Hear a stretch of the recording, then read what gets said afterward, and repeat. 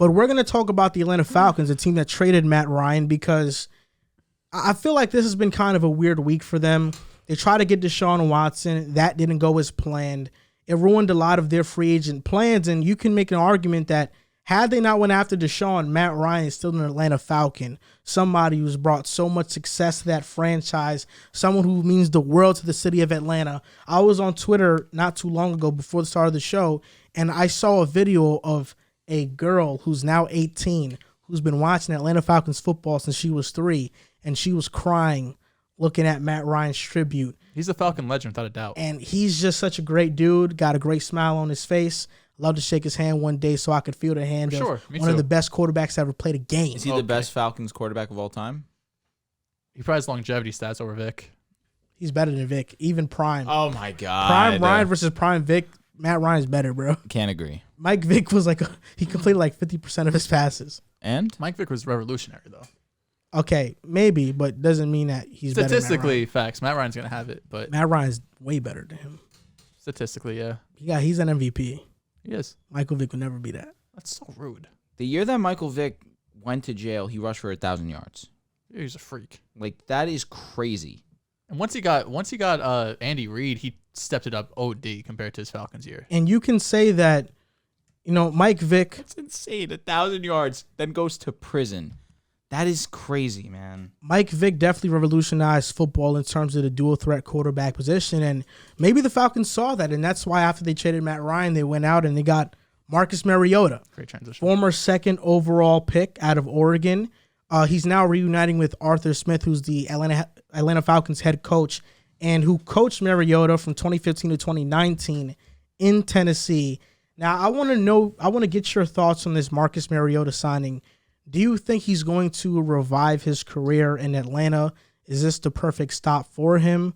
What do you think? I see you make a face, and I already know by that, you're not a huge Atlanta fan. The slander to Matt Ryan. Oh my God. I kind of already sense it. So go ahead. You're making it seem like I'm a Matt Ryan hater. Go talk miserable about Mariota and how he won't come back now. Is better. Anyhow, Marcus Mariota, I think this is a pretty good landing spot for him. He's a player that I didn't know was ever going to get a starting job, a consistent starting job. I thought possibly he could compete for a quarterback position, but it seems like the Falcons are pretty content with him being their day one starter. And I don't think that's the worst move for the Falcons. And we just went on this tangent about the Colts and these middling teams. And I think this Falcons offseason, I know if you're a Falcons fan, it might be upsetting because, one, you lost out on Deshaun Watson. And two, you traded Matt Ryan, who's been a Hall of Famer, one of the best Falcons to ever live. He's a legend. He's going to be, inducted into the Ring of Honor and all of that. But I think in totality, this Falcons offseason, they did their best, right? And the first thing they did was try to upgrade at quarterback and make a significant upgrade at quarterback, not go from Carson Wentz to Matt Ryan. They tried to go from Matt Ryan to Deshaun Watson, who has top 5 upside when he's on the field. Top one. Yeah, he could be. I know you're Thank you very much. I got some serious slander for saying that. You got slandered. With everything goes right, Deshaun could have the best quarterback season in the NFL. It's not crazy. But I think instead of getting Deshaun, right, and Falcons fans, you should be upset because it seemed like you had that in the bag. It seemed like he was the favorite for. I mean, it's probably only like 24 hours or so before everything kind of turned on its head. But even still, you have to admire the front office and ownership saying, hey, we might not have the perfect team right now, but if we get Deshaun Watson, we have an elite quarterback. There was rumors out there saying that Jarvis and AJ Green and Fournette were all ready to go and sign. And it kind of gave me Eagles dream team vibes with kind of the older players. But regardless, I think that was a good first step in trying to upgrade quarterback because the NFC is so weak. The NFC South outside the Bucs, it's really a mess right now, especially at quarterback. And they probably would have made the playoffs, especially if they get Deshaun Watson. Instead, you don't get him. In the free agency, you lost to Lua Khan. I personally probably wouldn't have paid him $15 million for a middle linebacker, so I don't hate that. He's not even good. Lost Russell Gage to Tampa Bay, who was your leading wide receiver. Kyle Pitts had more yards. Then you brought in Mariota, Casey Hayward, re-signed Cordell Patterson, which are all decent moves. I think Mariota, he's going to keep you respectable to an extent. I think you're going to lose a lot of games. It wouldn't surprise me if they have a top 5 pick next year just because of if you look at the talent around the rest of the NFL, I don't see the Falcons really competing even in a bad NFC South. They still, him and Darnold are probably about on the same level. I'd probably take Mariota just because he has some more rushing ability, and he has shown at least some progress at his time in the Raiders, even though it was only one game. Better. than Darnold. Yeah. I'm not gonna argue. But I don't exactly hate the Falcons offseason because they're showing an obvious path right now. They traded Matt Ryan. They're saying we're going to go into a rebuild. And I would rather have a clear path as a fan or just, when I'm rooting for a team, I want to know what we're doing. And the Falcons seem to clearly be going towards a rebuild, trying to get a quarterback in 2023. The 2023 quarterback class looks a lot better than the 2022 one. They have the 8th overall pick. Personally, I'm not reaching on a Malik Willis or Kenny Pickett, whoever your quarterback one is. I think they desperately need to go with wide receiver. Garrett Wilson is someone who is a very easy comp to Calvin Ridley. He's someone who has not the most physically intimidating stature, but someone who's going to get open. He has great hands, great body control. He's fast as hell too. And then going into 2023, you could have a receiving core of Calvin Ridley, potentially say they get a top 5 pick and they could get a Bryce Young or CJ Stroud, and you drafted Garrett Wilson and a Kyle Pitts. Now all of a sudden your offense is looking great. Cordell Patterson, who had his first really breakout season in his 10, 11 years in the NFL, if he could be able to replicate that, even though he's entering his early 30s. So I think for Atlanta, while this offseason didn't go exactly as planned, at the end of the day, you have a clear path. You understand that you're not going to compete this year, but in 2023, when the quarterbacks are a lot better, now you could go and get a franchise guy, build an offense around him, and then by then, Tom Brady is going to be gone, and the NFC South is wide open. This move isn't overly ideal. I feel as if the main question was here, we're talking about Mariota, but ultimately we're talking about the Falcons and their rebuild. Their rebuild is going to officially start at the end of this season. For me, if you are a team that right now we're looking on paper and talent-wise is definitely at the one of the worst talented teams on paper in the NFL right now. I'm looking at a team that does not have a true wide receiver one with Calvin Ridley being out for this season with his suspension. I'm looking at a defense that was bottom 3 in both points and yards last season. One of the worst offensive lines in the league, excuse me. I'm not high on this Falcons team, and for valid reason.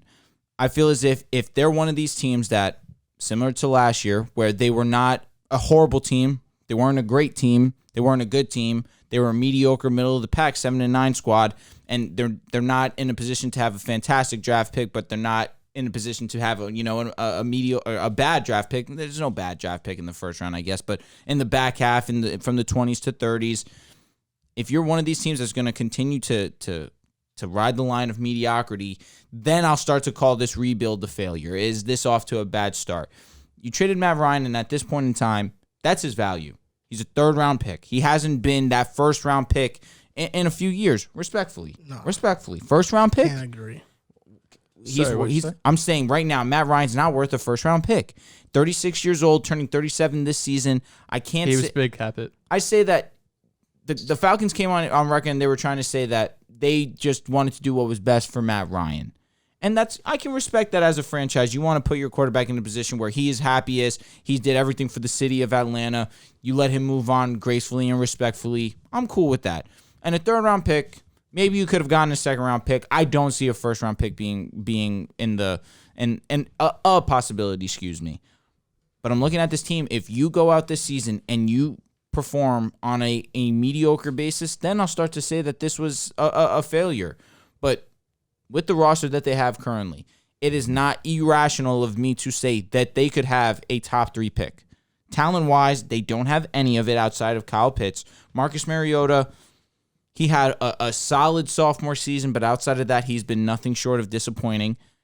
And I just look at this Atlanta roster, and I just don't see anything that makes me feel really good about it. And one thing to add, in 2023, the Matt Ryan, they have a $40 million dead cap hit this year, but next year it's off the books, and they're projected to have $100 million cap space. So they could have potentially a top 3 pick, plus all the money in the world if you get a franchise quarterback to build around him and build up the defense. Everything starts next season. We can't look at it. It starts with having a bad season this year. 100%. 100% agree. I'm happy for Marcus Mariota getting a second chance in the NFL. I think the Atlanta Falcons just gained a huge audience in Hawaii. And they're going to sell a bunch of jerseys over there as well. Oh, man. You know how to talk about anything. I respect it. Marcus Mariota, I feel like, to a degree, hasn't gotten the fairest shake in the NFL just because he was drafted into a situation in Tennessee that the offense never really fit who he was. They try to turn him into a drop-back quarterback instead of making him a dual threat and running a lot of RPOs and a wildcat, stuff that he did in college. And he wasn't a very college-y offense, but now in the NFL we see we're seeing more of that. The Ravens accommodated Lamar Jackson when he was drafted. They switched the offense completely from Joe Flacco to Lamar. You saw a lot of wildcat. You saw Lamar being used in that way. I don't think Mariota was ever used in that way. And a large dose of the offense was never geared towards making him successful. But that being said, I think he is a bottom-tier quarterback. He does offer some athleticism. I think that Atlanta Falcons fans will at least, there'll be a couple games a year where you'll tune in and you'll be like, this is an exciting game and Mariota's running around everywhere and making some nice passes.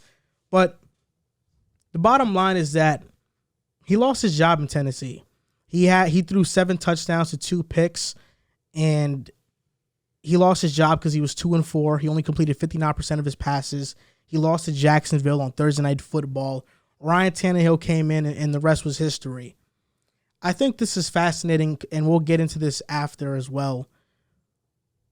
The NFC South now has 2 starting quarterbacks that were in the same draft class that went right next to each other. The Atlanta Falcons are now starting Marcus Mariota. I believe they'll start him. And the Saints just re-signed Jameis Winston. And now we're going to see 2 times a year, Jameis Winston versus Marcus Mariota, the 2015 first overall pick versus the 2015 second overall pick. That screams 2 Thursday Night times a Football. season. Screams Thursday Night Football. That's so true. It's very marketable, I will admit. In what world? Maybe in 2017. But the difference between those 2 quarterbacks, though, is that Marcus Mariota, I don't believe, is actually a starter. I think Jameis Winston is actually a starting caliber quarterback in the NFL and can have real success if surrounded with offensive weapons. I love Jameis. He was having a decent season. And Mariota, I remember one of those stats I just looked up, his red zone stats. And don't get me wrong, I know you're a big red zone guy. Is the guy wide open, is an easy 2-yard pass. So let me know what he was mad good in the red zone. He had in his career, this is in 2017, his last year starting. Mariota completed 64% of his passes in the red zone, 33 touchdowns, 0 interceptions. So situationally, and I don't know, I didn't look at all 33 touchdowns. I don't know how wide open they were. Pretty wide open. But, I mean, those are some really good numbers. So situationally, and he's mobile. He had a really good sophomore season. After that, he just regressed and never reached that heights that he did that year. He had a game in the playoffs where he came back versus the Colts. Didn't he have a game? Was it against the Patriots where he had a really good game? I'm bugging. No, I feel like that was a regular season game. He came back against the Colts, though. I don't remember that. Multiple touchdowns in the playoffs. And I remember he dove into the end zone on a run. Was that 2017? It might have been 2017. He had 4 game-winning drives that year. Yeah. It's an interesting signing for them. I don't know about the whole Jameis. It's definitely the best situation just because Arthur Smith is here. Oh, yeah. They did upset the Pats. I am thinking right. And I will say this. I think they have no offensive weapons. They're not going to be a pass-heavy team. I think they're going to be run-oriented, and they have the personnel to do so. You look at the personnel, Matt Hennessy, their center, Caleb McGarry, and Chris Lindstorm. The only issue is... Sorry, go ahead. They're all great run blockers. Yeah. But they're not good at pass blocking. So I think now that you have those 3, I guess, building blocks in terms of your running game, and then you have Cordell Patterson with Mariota. It's going to be a lot of wildcat and misdirection I stuff. still think they need to bring another running back because while Cordell Patterson was great last year... Mike Davis. Okay. I don't know if he could be your workhorse type of guy. He's just a really versatile player who could catch balls out of the backfield and take carries. But I think taking a running back in round 2 or 3 and having someone that could carry the rock, 15 to 20 times a game makes more sense than just putting that all on Patterson. I feel like right now, Cordero and Mike Davis is fine. I feel like you need to address the wide receiver room. You can't have Zacchaeus and Frank Darby being your number 1 and number 2 this season and not address it. Calvin Ridley will come back next year for sure, but even still, that wide receiver 2 and who knows is still up in the air. If they're going to trade him, if he's going to keep him. I mean, it seemed like he was 1 foot out the door this, a month ago. And Kyle Pitts is going to be great. I have no doubt about that. But I would like to have another wide receiver on the outside, given the fact that I can't rely on Ridley right now.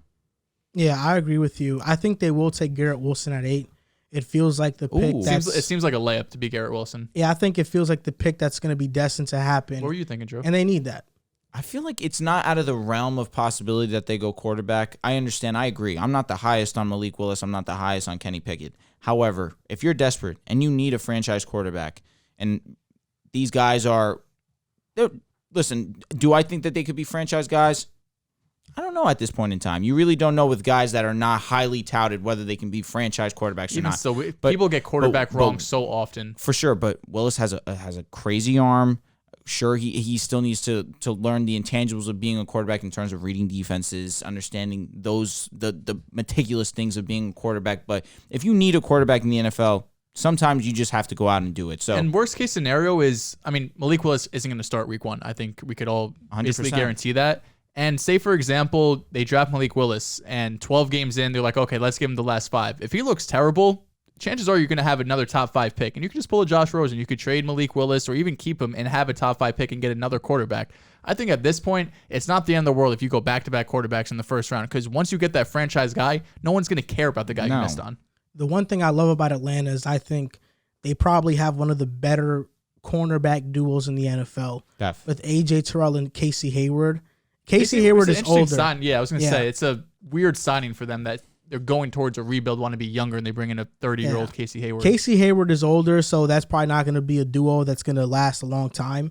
But maybe the Atlanta Falcons may want to go Sauce if he's there at 8 and now pair him up with A.J. Terrell. That would be great. I feel like that's just investing a ton in corner when you have so many other needs. At 8, I'm blanking on who it was. No, I'm thinking of Stingley being there, but Thibodeau's going to be gone top 5 probably. Because if Thibodeau's there at 8, I feel like that's the pick. Yeah. That's the pick because they need a pass rusher, a legit one at least. They need. You take Kayvon over Garrett Wilson.